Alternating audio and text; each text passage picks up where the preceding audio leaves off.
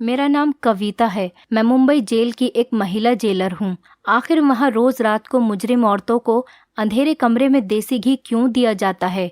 ये एक परेशान करने वाला सवाल है। इस राज को जानकर आपके भी रोंगटे खड़े हो जाएंगे। मुंबई जेल का एक खौफनाक वाकया।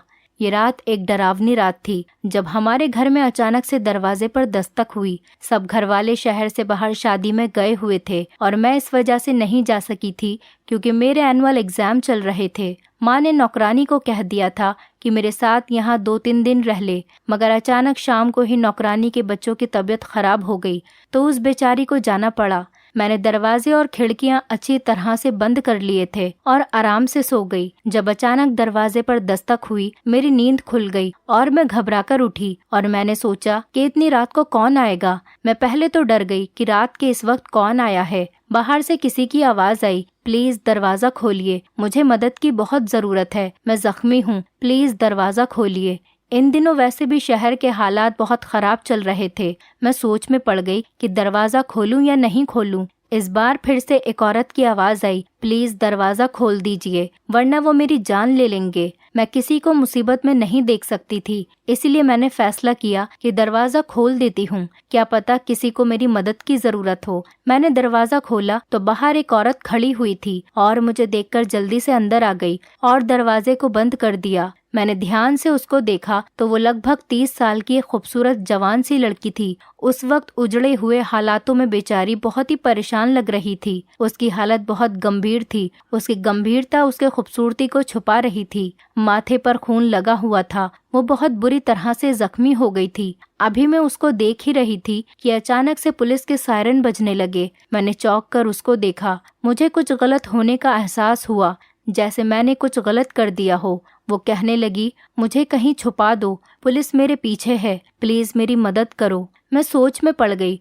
मुझे बहुत ही पछतावा हुआ कि मुझे इसको अपने घर में जगह नहीं देनी चाहिए थी और न ही इसकी मदद करनी चाहिए थी। अगर पुलिस ने छापा मार लिया तो मैं भी इसके साथ जेल जाऊंगी। सायरन की आवाज धीरे धीरे करीब आती जा रही थी। मेरे दिमाग ने बिल्कुल भी काम करना बंद कर दिया था। मुझे समझ में नहीं आ रहा था कि मैं क्या करूं। वो खुद ही घर के अंदर भागकर चली आई। मुझे होश आया तो मैं भी उसके पीछे भागी। वो कहने लगी कि अभी थोड़ी देर में पुलिस घरों की तलाशी लेना शुरू कर देगी, मुझे कहीं छुपने की जगह बता दो जहां मैं छुप सकूं। मैंने डरते हुए पूछा, कौन हो तुम और पुलिस क्यों तुम्हारे पीछे है? वो कहने लगी, तुम्हें भगवान का वास्ता, अभी मुझे छुपा दो कहीं भी, मैं तुम्हारे सारे सवालों का जवाब दूंगी। मैं कसम खाकर कहती हूँ कि मैं तुम्हें कोई नुकसान पहुँचाने के इरादे से नहीं आई हूँ और ना ही पहुँचाऊंगी, मेरा भरोसा करो। उसी वक्त बाहर से स्पीकर के जरिए ऐलान हुआ कि ये खतरनाक महिला कैदी जेल से फरार हो गई है। अगर किसी ने उसे पनाह दी है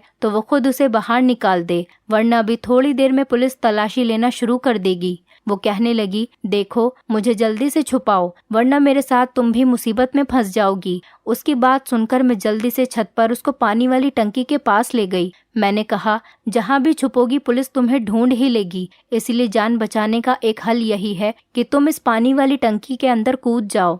पानी ठंडा हो रहा था, लेकिन मेरी राय पर उस औरत ने मुझे यूं देखा जैसे मेरा दिमाग खराब हो गया हो। इतने ठंडे पानी में मैं उसे कूदने की राय दे रही थी। मुझे लगा जैसे वो मुझसे कहेगी कि इतने ठंडे पानी में कूदने से तो बेहतर है मैं खुद को पुलिस के हवाले कर दूं। मगर अगले ही पल वो ढक्कन उठाकर टंकी में कूद पड़ी। मैं वहां से टंकी का ढक्कन बंद करके नीचे चली गई। 2 मिनट बाद ही मेरे दरवाजे पर दस्तक हुई। मैंने दरवाजा खोला तो मेरे सामने 2 महिला पुलिस और बहुत सारे आदमी और कुछ पुलिस वाले भी खड़े थे, जो दरवाजा खोलते ही अंदर घुसते चले आए। वो मेरे घर की तलाशी लेने लगे और महिला पुलिस अधिकारी मुझसे सवाल पूछने लगी, तुमने किसी को देखा तो नहीं या किसी को अपने घर में जगह दी हो? मैंने कहा, मैं तो अभी सोकर उठी हूँ और मुझे इस बारे में कुछ भी नहीं पता। आप किसकी तलाश कर रहे हैं?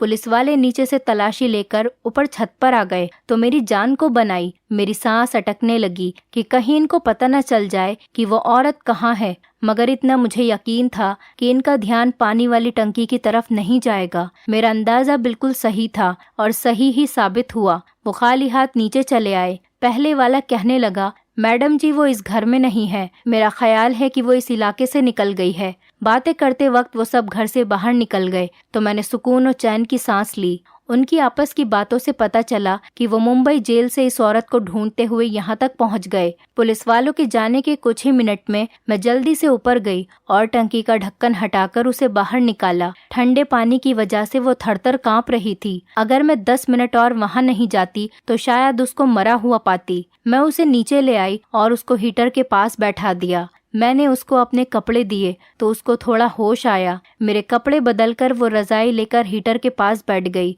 मैंने सोचा अब अगर इसकी मदद कर रही हूँ तो बेचारी के लिए कुछ खाने पीने को भी ले आती हूँ। मैंने उसके लिए चाय बनाई और खाना गर्म करके उसके पास ले आई। न जाने क्यों उसके चेहरे को देखकर मुझे नहीं लग रहा था कि वो एक मुजरिम है। थोड़ी देर तक उसकी हालत में सुधार आ चुका था। अब मैंने उससे बात की शुरुआत की और कहा, आपको देखकर लगता तो नहीं कि आप मुजरिम हो, लेकिन पुलिस आपके पीछे क्यों पड़ी है और ये कह रही है कि मुंबई जेल से एक मुजरिम औरत फरार हुई है, तो क्या आप वाकई मुजरिम हैं? मेरा सवाल सुनकर उसने गहरी सांस भरी और कहने लगी, तुम्हारा अंदाजा बिल्कुल ठीक है। मैं मुंबई जेल की कैदी नहीं बल्कि वहाँ की जेलर हूँ। मैंने कहा, क्या? ये सुनकर कि वो मुंबई जेल की जेलर है, मेरे तो होश ही उड़ गए। एक जेलर के पीछे पुलिस, लेकिन क्यों?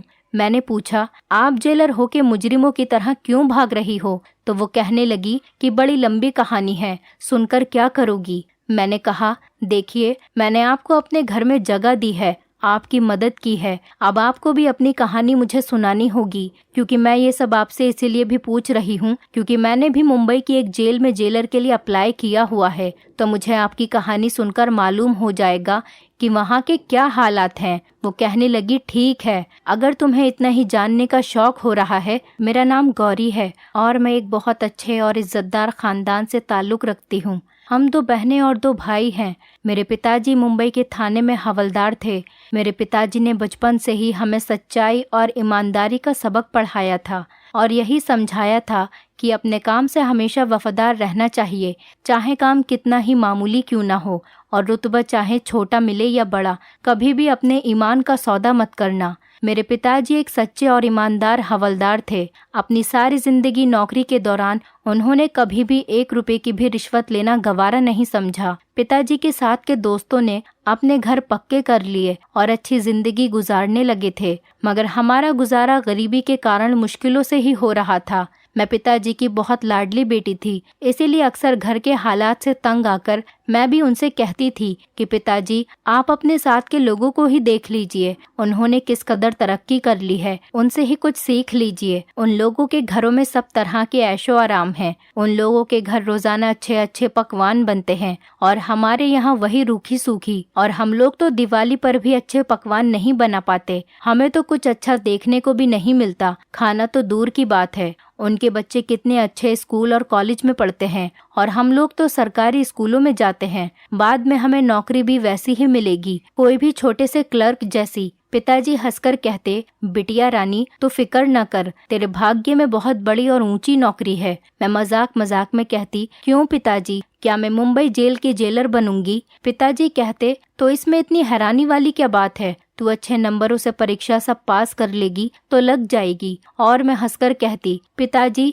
आप भी किस जमाने में जी रहे हैं? मेरी सिफारिश होगी तभी तो किसी नौकरी पर लगूंगी, वरना पैसे देकर नौकरी करने वाले तो हमारे हालात नहीं। पिताजी ने गुस्से से कहा, न रिश्वत और न ही सिफारिश, कभी भी जिंदगी में इन दोनों चीजों की तरफ झुकने का सोचना भी मत। मेरे पिताजी का तो वो हाल था कि वो ईमानदारी और फर्ज पर अपनी जान दे सकते थे। मेरी बहन स्कूल में पढ़ाने लग गई और बड़ा भाई पिताजी के रिटायर होने के बाद उनकी जगह लग गया। मैंने अपना एक मकसद बना लिया था कि मुझे भी मुंबई की जेल का जेलर बनना है और इसके लिए मैं जी जान से टेस्ट की तैयारी करने लगी और टेस्ट भी दे दिया। मुझे उम्मीद थी कि मेरी नियत अच्छी है तो मेरी विनती भी सुनी जाएगी, और ऐसा ही हुआ। मैं मुंबई की जेलर सिलेक्ट हो गई। वो दिन मेरी जिंदगी का सबसे हसीन दिन था। मेरे सारे ख्वाब पूरे हो गए थे। मैं बहुत खुश थी, जैसे मुझे जिंदगी की सबसे हसीन खुशी मिल गई हो। मेरा सपना सच हो गया था। पिताजी ने इस मौके पर सिर्फ यही कहा कि जेल में अलग अलग तरीके की परेशानियां तुम्हारे सामने आएंगी, बस ख्याल रखना, ईमानदारी से अपनी ड्यूटी को अंजाम देना। मैंने अपनी ड्यूटी संभाल ली। मुंबई जेल एक बड़ी जेल थी और औरतों की एक बड़ी तादाद वहां पर कैद थी। शुरू के दिन थे और मुझे बहुत अच्छा लग रहा था, जैसे मेरे पास एक पावर थी। मैं वहां सैल्यूट करती तो मेरा सीना फख्र से चौड़ा हो जाता था। गौरी यहाँ तक की कहानी सुनाकर चुप हो गई। मुझे उनका यूं चुप होकर रुक जाना बेचैन कर गया। मैं उनकी कहानी में यूं खो गई थी कि मुझे ऐसा महसूस हो रहा था कि जैसे ये सब मेरे सामने हो रहा हो। मैंने बेचैनी से कहा, गौरी फिर क्या हुआ, आगे बताइए ना। वो सांस लेकर दोबारा से शुरू हो गई तो मुझे तसल्ली हुई। वहाँ औरतों को उनके जुर्म के मुताबिक कैद किया गया था। रोज सवेरे 6 बजे जेल के दरवाजे खोल दिए जाते थे। उसके बाद औरतें नाश्ता करती और उसके बाद उनसे काम शुरू करवा दिया जाता था। कुछ औरतें चक्की पीसती थीं, कुछ सिलाई करती थीं और जो नौजवान लड़कियां थीं उनको पढ़ाया लिखाया जाता था ताकि वो वहां से निकलने के बाद कुछ बनकर निकले। शाम को सूरज डूबता और जब रात होने को आती उनको खाना दिया जाता और उनको वापस जेल में भेज दिया जाता। शुरू के दिनों में इतना अंदाजा नहीं हुआ कि यहाँ किस किस के ग्रुप बने हुए हैं, मगर धीरे धीरे मुझे पता लग गया कि किस औरत ने किसके साथ और क्यों दोस्ती कर रखी है।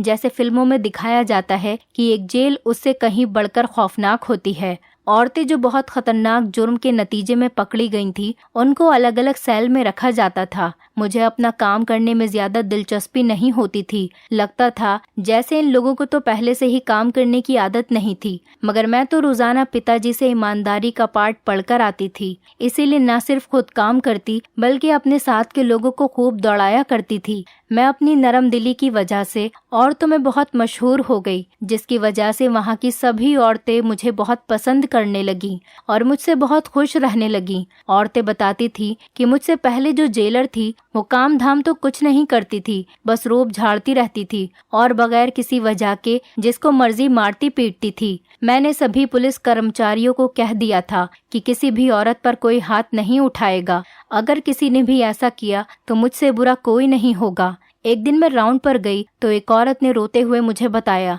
कि लेडी कांस्टेबल ने आज किसी वजह के बगैर थप्पड़ मारा है। मुझे सुनकर बहुत गुस्सा आया कि अपनी ताकत का नाजायज फायदा उठाना उसे किसने सिखा दिया। मैंने उसे 1 हफ्ते के लिए सरेंडर करवा दिया। मेरी वजह से जेल का माहौल अच्छा होने लगा था। मैंने औरतों को अलग अलग तरीके से रोजगार सिखाने शुरू कर दिए थे। मेरी ड्यूटी से वहाँ के लोग बहुत खुश थे और मुझे पहले ही साल में अच्छे काम की वजह से मेडल से सम्मानित किया गया। वहाँ मेरे काम को खूब सराहा गया, खूब सारी तारीफें हुई। इसी दौरान मेरे लिए एक आला अफसर मनीष का रिश्ता आया, जिसे मेरे घर वालों ने मेरे लिए चुना और मेरी शादी हो गई। मेरे पति बिल्कुल वैसे ही ख्यालात के थे जैसे मेरे पिताजी थे, इसीलिए मैं अपनी जिंदगी में बहुत खुश थी। ड्यूटी और घर बहुत अच्छे से चल रहा था, सब कुछ ठीक जा रहा था। मगर कहते हैं ना, आजमाइश इंसान पर उसी वक्त आती है जब वो ज्यादा ही सुख की जिंदगी में खो जाए। मेरी किस्मत को भी मेरा सुकून अच्छा नहीं लगा। उन्हीं दिनों जेल के बाहर से देसी घी से भरे हुए डिब्बे अंदर जाने लगे। शुरू में तो मैंने इतना ध्यान नहीं दिया कि रिश्तेदार अक्सर इस किस्म की चीजें भेजते रहते हैं, मगर जब लगातार इसी तरह रोजाना देसी घी के डिब्बे जेल में आने जाने लगे तो मैं चौंक गई। मुझे ये बात हजम नहीं हुई कि ये क्या हो रहा है। मेरा दिल और दिमाग कह रहा था कि कुछ तो गड़बड़ जरूर है। मैंने सोचा कि मुझे मालूम करना होगा कि रोज रोज देसी घी के डिब्बे किसके पास जाते हैं, कौन मंगवाता है। एक अच्छा जेलर वो होता है जिसने कैदियों में से ही अपने जासूस बनाए हों ताकि उसको पल पल की खबरें मिलती रहें। मैंने भी उसी औरत को अपने लिए जासूसी करने को कहा था, जिसके लिए मैंने लेडी कांस्टेबल को 1 हफ्ते के लिए सरेंडर किया था। मेरे इस अंदाज से वो मेरी वफादार हो गई थी और मेरे कहने पर मुझे खबरें देती रहती थी कि जेल के अंदर क्या हो रहा है। इसीलिए एक दिन मैंने सारे देसी घी के डिब्बे खुलवाए और अच्छे से डिब्बों की तलाशी ली। उन डिब्बे में देसी घी ही था। मैंने उस औरत को बुलवाया जो मुझे सारी खबरें देती थी। मैंने उससे कहा, मुझे अंदर मालूम करके बताओ ये देसी घी के डिब्बे आखिर आते किसके लिए हैं और कौन इन्हें इस्तेमाल करता है और क्यों। मुझे 2 दिनों के अंदर सारी रिपोर्ट बनाकर दो। मेरी ड्यूटी ज्यादातर दिन के वक्त ही होती थी और रात के वक्त एक और जेलर ड्यूटी पर आ जाती थी। दिन के वक्त तो किसी को जुर्रत भी नहीं होती थी कि मेरे होते हुए कुछ ऐसा वैसा हो जाए, मगर रात के वक्त यहाँ क्या होता है इसकी मैं गारंटी नहीं दे सकती थी। इसीलिए जासूस को काम पर लगा दिया। मैंने बीच में टोकते हुए पूछा, गौरी क्या आपको देसी घी के डिब्बे की वजह से शक हुआ था? मेरे सवाल पर जेलर गौरी ने हाँ में सिर हिलाते हुए कहा, हाँ, रोजाना ही कई डिब्बे देसी घी के जेल के अंदर जाते थे और मेरे नजदीक ये नॉर्मल बात नहीं थी। मेरा अंदाजा बार बार यही कह रहा था कि कुछ ऐसा हो रहा है जो मेरी नजरों से ओझल है। मेरी जासूस ने मुझे सनसनीखेज शब्दों में आकर जो खबर सुनाई वो सुनकर ही मैं दंग रह गई। उसने कहा कि देसी घी रोज रात को अंधेरे कमरे में कुछ खास औरतों को दिया जाता है। रात की ड्यूटी वाली जेलर और सारा स्टाफ इस बात को जानता है और आपके कार्यालय के भी 2-4 लोग शामिल हैं। मैं उलझन में पड़ गई कि अंधेरे कमरे में देसी घी क्यों औरतों को दिया जाता है, इसका क्या मतलब हुआ। मैंने अपनी जासूस से कहा कि मुझे उन औरतों के नाम बताओ जो रोजाना अंधेरे कमरे में जाकर देसी घी खाती हैं। जासूस ने जिनके नाम बताए उन औरतों को देखकर मैं चौंक गई। वो औरतें पहले तो इतनी सेहतमंद नहीं थीं, दुबली पतली सी थीं, मगर अब देखा तो वो काफी सेहतमंद लग रही थी। जासूस ने मेरे कान में चुपके से कहा, मैडम जी, ये सारा कमाल इसी देसी घी का है।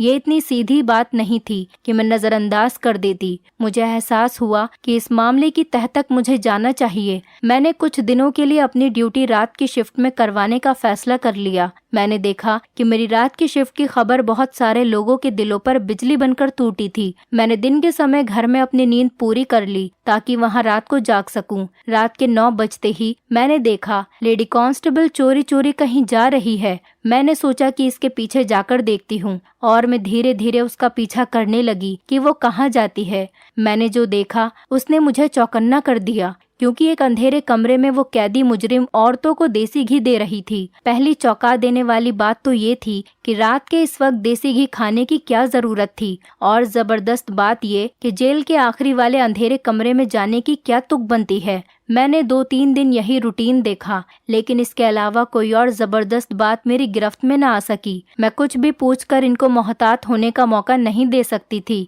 इसीलिए मैं चुपचाप सब कुछ देख रही थी कि कभी तो मौका आएगा कि कोई और सबूत मिलेगा। और सबूत आखिर एक दिन मिल ही गया। उस दिन रात के 11 बजे थे। मैंने अपना सिर मेज पर टिकाया और जानबूझकर आंखें बंद कर ली ताकि कोई देखे तो यही समझे कि मैं सो रही हूँ। थोड़ी ही देर गुजरी थी कि मेरे ऑफिस में कोई आया। आहट से मैंने पहचान लिया कि लेडी कांस्टेबल है। वो मुझे सोता देखकर बाहर चली गई। वो किसी से कहने लगी, लगता है जो नींद की दवा मैडम को दी है उसने असर कर दिखाया। मैडम सो रही हैं, बस कुछ ही घंटे बाकी हैं, इसीलिए इन औरतों को जाकर कहो जल्दी जल्दी अपना काम करें। कुछ ही देर में वो दोनों वहाँ से चली गईं। मैंने हैरत से सोचा कि आखिरकार ये सब क्या हो रहा है जेल में, जिसकी मुझे खबर नहीं थी, और मेरी नाक के नीचे सब कुछ हो रहा है। इनकी बातों से अंदाजा हुआ कि जो भी हो रहा है इसी अंधेरे कमरे में हो रहा है। तभी मैंने उठने की कोशिश की ताकि जाकर देख सकूं ऐसा क्या हो रहा है वहाँ पर। उठते ही मेरा सर चकराने लगा, मुझे चक्कर आ रहे थे। लगता था कि मेरी चाय में जो नींद की गोलियां मिलाई थी उसने अब असर करना शुरू कर दिया था। मैं वहीं पर सो गई और सुबह तक मुझे कुछ खबर नहीं हुई कि मैं कहाँ पर हूँ। सुबह उठी तो सर भारी हो रहा था, इसीलिए घर चली गई। घर जाने से पहले इन औरतों के सेल की तरफ आई ताकि कोई बात इनके बारे में पता कर सकूं, मगर वहाँ पर सब ठीक लगा तो मैं वापस घर आ गई। घर आकर मैं सोचती रही कि इस कांस्टेबल के साथ दूसरा शख्स कौन था जिससे वो बात कर रही थी। इसके बाद मैं रात को दोबारा ड्यूटी पर गई। मैंने फैसला कर लिया था कि मुझे क्या करना है। मुझे कल की तरह चाय पेश की जाएगी, मगर आज मैंने वो पी नहीं, पास के ही वॉश बेसिन में बहा दी और खाली कप रखकर आंखें बंद कर ली। थोड़ी देर बाद वो कप लेने आई तो मुझे सोता हुआ देखकर तसल्ली अंदाज में बाहर चली गई। थोड़ी देर बाद मैं भी बाहर निकल आई। रात के 11 बज रहे थे। जेल में हर तरफ की लाइट बंद थी, हर तरफ अंधेरा ही अंधेरा था। मैं चुपचाप उस तरफ बढ़ गई जहाँ इस अंधेरे कमरे में वो औरतें रहती थी जो रोज देसी घी खाती थी, लेकिन आज वहाँ उस कमरे में अंधेरा नहीं था। किसी ने मोबाइल की टॉर्च ऑन करके रखी थी। मैं एकदम उन सब पर चिल्लाई और मैंने चीख कर कहा कि ये सब क्या हो रहा है। जो नज़ारा मेरे सामने था उसे अपनी आंखों के सामने देखकर मुझे भी यकीन नहीं आ रहा था। मेरा स्टाफ इतनी घिनौनी साजिश में शामिल है। वो औरतें सुरंग खोद रही थी। उन्होंने अच्छी खासी सुरंग खोदी हुई थी। जाने कितने हफ्तों से या महीनों से ये काम किए जा रही थी। वो औरतें कत्ल के जुर्म में यहाँ जेल में लाई गई थी और अदालत की तरफ से उन दोनों को उम्र कैद की सजा सुनाई गई थी। वो दोनों यहाँ से फरार होने के लिए सुरंग खोद रही थी और इस काम में मेरा पूरा कार्यालय भी शामिल था। लेडी कांस्टेबल का यूं मुझे सामने देखकर सांस रुक गया। उसके हाथ से मोबाइल नीचे गिर गया, जिसके टॉर्च ऑन करके वो उनके सर पर खड़ी थी। वो सुरंग खोदती थी, इसीलिए देसी घी खाती थी, क्योंकि सुरंग खोदना आसान काम नहीं होता, इसके लिए बहुत ताकत चाहिए होती है। वो देसी घी खाकर रोजाना की 3-4 घंटे सुरंग खोदने पर लगा देती थी। वहाँ खड़े खड़े ही मैं सब कुछ समझ चुकी थी और सारी कहानी मेरी आंखों के सामने थी और मैं सब कुछ समझ गई थी। मैंने लेडी कांस्टेबल को पूछा, और कौन है तुम्हारे साथ मिला हुआ? कल मैंने तुम्हें किसी से बात करते हुए सुना था, वो कौन था? वो बहुत घबराई हुई थी। मेरे बार बार पूछने पर भी उसने कुछ नहीं बताया, तो मैंने कहा कि ठीक है,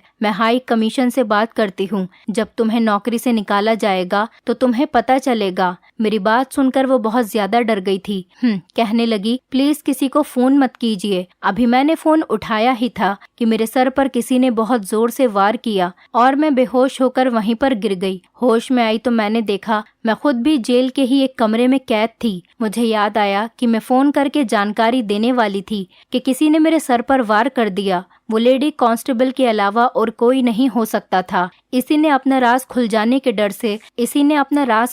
के डर से मेरे सर पर वार किया होगा। मैं होश में आई तो देखा कि वो अकेली नहीं थी। जो साथी उसका साथ देने की कोशिश कर रही थी, वो साथी उस वक्त उसके साथ मौजूद थी। लेकिन इसकी साथी को देखकर मेरे सर पर कयामत टूट पड़ी। मुझे यकीन नहीं आया कि वो हो सकती थी। वो तो नाइट शिफ्ट वाली जेलर थी। मुझे तो लगता था जैसे वो एक लापरवाह लड़की है, मगर वो इतनी घटिया निकलेगी कि कानून की वर्दी पहनकर गैर कानूनी कामों को अंजाम देगी। फिर इन दोनों औरतों ने मिलकर मुझे कैद कर लिया था। दोनों मिली हुई थी। इन्हीं दोनों की मदद से वो कैदी औरतें सुरंग खोद रही थी और इस मदद के बदले वहाँ की कांस्टेबल को बहुत सारे पैसे दिए गए। पैसों के लालच में आकर ऐसे गैर कानूनी कामों को अंजाम दिया जाता था। बाद में मुझे मालूम हुआ कि मामला इससे भी ज्यादा गंभीर हो चुका है। जो देसी घी जेल के अंदर चेक होकर आता था, उस देसी घी में खास एस्ट्रॉइड शामिल किए जाते थे, जिसके रोजाना इस्तेमाल से इंसान को उसकी आदत हो जाती है। ये देसी घी चोरी चोरी अंदर ही अंदर बेचा जाता था।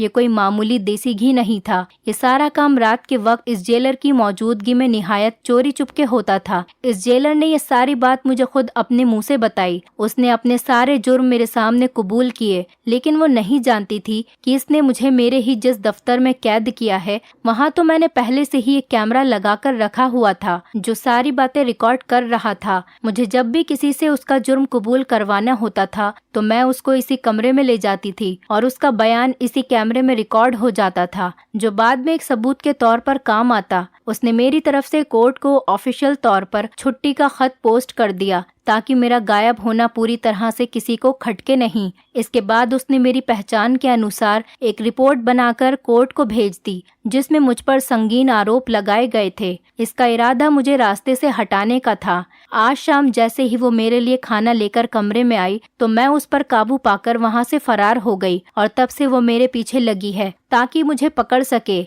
ये थी मेरी सारी कहानी, जिसको सुनने के लिए तुम इतनी बेचैन थी। मैंने सारी कहानी सुनकर भी हिचकिचाते हुए गौरी से पूछा, लेकिन अब आप अपनी बेगुनाही कैसे साबित करेंगी? जेलर गौरी कहने लगी, मुझे बस किसी भी तरह वो खुफिया कैमरा अपने कब्जे में करना है। सारी बातचीत रिकॉर्ड है, मगर यही मैं सोच रही हूँ कि अब मेरा वहाँ जाना तो खतरे से खाली नहीं है। जब तक मैं अपनी बेगुनाही साबित नहीं कर लेती तब तक मैं कहीं नहीं जा सकती। किसी भी तरह से मुझे उस कैमरे को हासिल करना होगा। मैंने कहा कि मैं आपकी मदद कर सकती हूँ। गौरी मुझे हैरान होकर देखने लगी। मैंने जेलर के लिए अप्लाई किया हुआ है। मेरा ख्याल है आपको नौकरी से भी निकाल दिया गया है, तभी तो दूसरी जेलर के लिए अखबार में विज्ञापन दिया गया था। मैंने अप्लाई कर रखा है और अब के टेस्ट देने जाना है। अगर तो मेरा सिलेक्शन हो गया तो आपकी बेगुनाही मैं खुद साबित कर दूंगी। मैंने जेलर गौरी को कहा कि मेरे सब घरवाले ऋषिकेश शादी में गए हुए हैं, आप जब तक चाहें यहाँ पर रह सकती हैं। मगर अगले ही दिन उन्होंने अपने पति को फोन किया और उसके साथ चली गईं। मुझे ये सारी कहानी जानकर इस बेचारी के लिए बहुत दुख हुआ था। गौरी एक ईमानदार जेलर थी। मैंने अगले दिन पेपर दिया और विनती करने लगी कि मैं जेलर के तौर पर अपॉइंट हो जाऊं। मेरा मकसद गौरी की बेगुनाही साबित करना था और इस मकसद के लिए जरूरी था कि मैं मुंबई जेल के अंदर जाती, और ये सिर्फ जेलर की ही हैसियत से मुमकिन था, जो कि शायद मैं ही कर सकती थी। मेरी प्रार्थना रंग लाई, मुझे सिलेक्ट कर लिया गया। इंटरव्यू की सारी तैयारी मुझे गौरी ने ही करवाई थी, जिसकी वजह से मैं कामयाब हुई थी। मैंने वहां जाते ही पहले दिन देख लिया था कि वो कौन सी औरतें थीं जो सुरंग खोदती थीं और देसी हजम करती थीं। इन औरतों को देखकर अंदाजा हुआ कि इनका काम अभी भी जारी था। मैंने चुप करके बड़े अधिकारियों को लेटर लिखकर ये बताया कि जेल में सुरंग खोदी जा रही है और इसके जिम्मेदार रात की ड्यूटी वाली जेलर और लेडी कांस्टेबल हैं। इसके साथ ही मैंने वो कैमरा भी सबूत के तौर पर साथ में भिजवा दिया, जो मुझे ठीक उसी जगह मिला था जिसका मुझे गौरी ने बताया था। ठीक रात 11 बजे जेल के सेल में छापा पड़ गया जहां सुरंग खोदी जा रही थी, और उन औरतों को सुरंग खोदते हुए रंगे हाथों पकड़ा गया। लेडी कांस्टेबल और नाइट ड्यूटी वाली जेलर को गिरफ्तार कर लिया गया और उनको कड़ी से कड़ी सजा सुनाई गई। ये सब मैंने अपनी ड्यूटी के दूसरे ही दिन किया था, क्योंकि मेरा इरादा ही यही था कि सच सामने लाया जाए। जेलर गौरी की बेगुनाही साबित हो गई और उसे उसकी पोस्ट दोबारा से दे दी गई। मुंबई जेल की नाइट ड्यूटी और जेलर की पोस्ट गौरी को दे दी गई और दिन की ड्यूटी मुझे दे दी गई। जेलर गौरी ने मेरा बहुत शुक्रिया अदा किया और मुझसे कहा कि तुम्हारा बहुत एहसान है कि तुमने मेरी मदद की, और अब मेरी जेलर गौरी के साथ बहुत अच्छी दोस्ती हो गई। हम दोनों ने पहले की तरह मिलकर जेल का माहौल बहुत अच्छा कर दिया और सब कुछ पहले की तरह अच्छा होने लगा था। दोस्तों, उम्मीद करती हूँ आपको हमारी कहानी पसंद आई होगी। कहानी पसंद आई है तो वीडियो को लाइक करें, चैनल पर नए हैं तो चैनल को सब्सक्राइब करें और हाँ, नोटिफिकेशन बेल को जरूर दबाएं ताकि अगली अपडेट सबसे पहले आपको मिले।